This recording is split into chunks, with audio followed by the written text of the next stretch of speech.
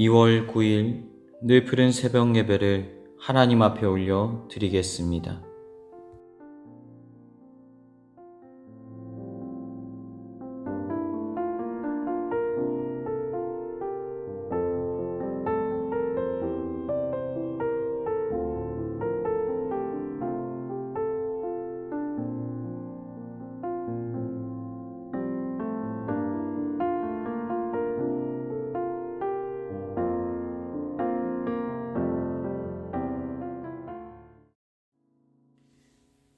오늘 우리에게 주신 하나님 말씀은 마태복음 23장의 말씀입니다.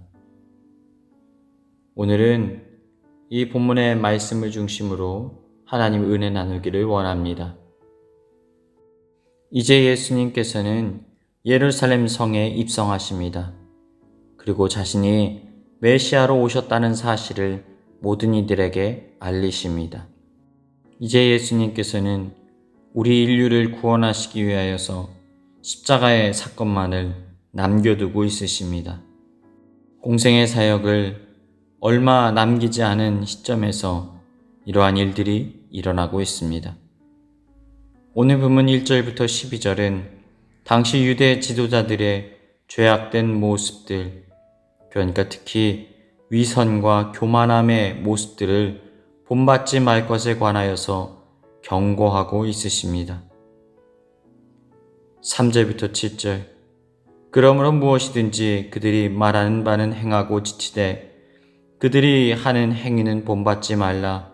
그들은 말만 하고 행하지 아니하며 또 무거운 짐을 묶어 사람의 어깨에 지우되 자기는 이것을 한 손가락으로도 움직이려 하지 아니하며 그들의 모든 행위를 사람에게 보이고자 하나니 곧 그 경문띠를 넓게 하며 옷수를 길게 하고 잔치의 윗자리와 회당의 높은 자리와 시장에서 문안받는 것과 사람에게 랍비라 칭함을 받는 것을 좋아하느니라. 이제 예수님께서는 하나님 나라의 백성들이 어떻게 살아가야 하는지에 관하여 제자들에게 말씀을 전하고 있으십니다. 9절부터 12절 땅에 있는 자를 아버지라 하지 말라.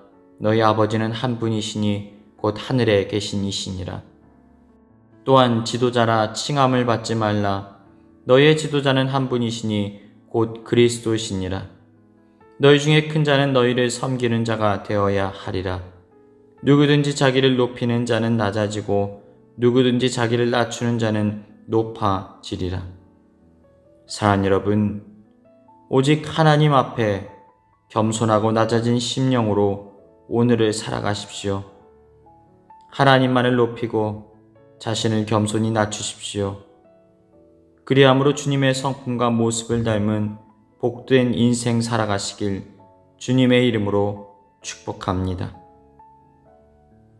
이제 13절부터는 예수님께서 유대 지도자들을 향하여 경고의 말씀을 전하는 내용이 기록되어 있습니다.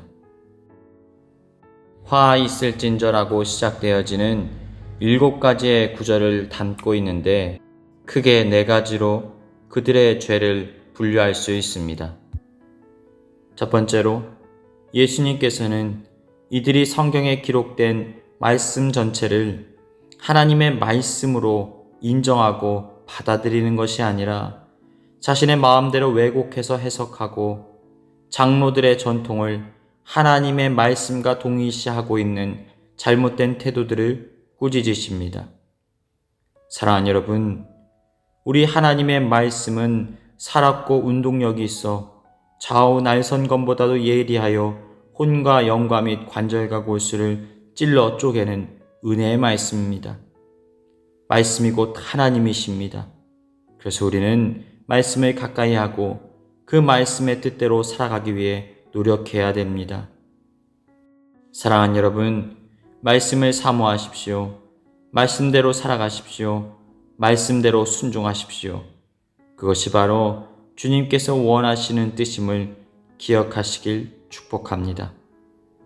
두 번째로 예수님께서는 이들이 신앙생활에 있어서 본질과 정신을 잃어버리고 형식과 겉모양에만 집중하는 잘못된 신앙을 살아가고 있음을 지적하고 그들의 위선이 가득한 삶의 자리를 회개하도록 하셨습니다.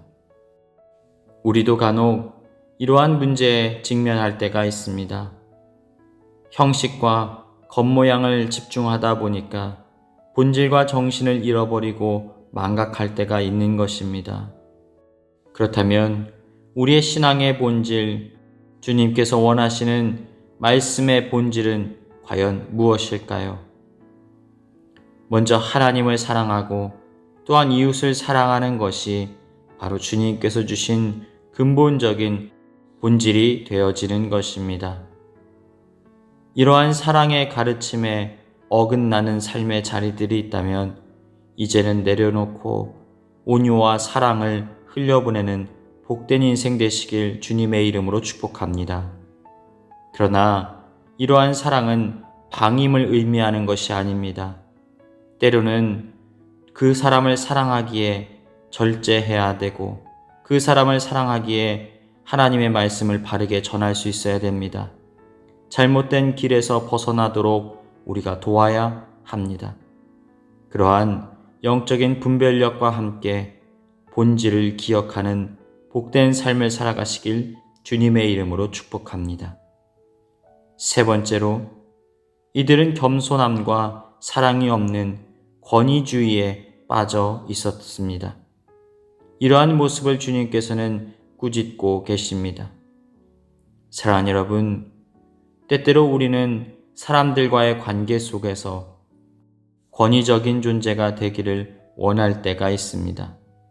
나의 말에 힘이 실려 있어서 누군가를 통제하고 또 그 힘으로 누군가를 억누르려는 잘못된 태도를 갖기가 쉽습니다.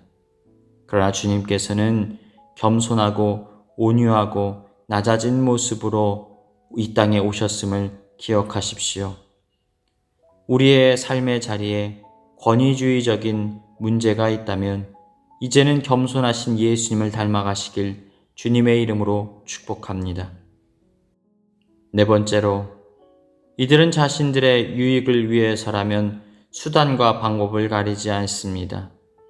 자신들이 누릴 수 있는 정치 기득권, 또 사회적인 힘과 권한을 얻기 위하여서 수단과 방법을 가리지 않고 집착하는 세속주의와 이기주의에 빠져 있습니다.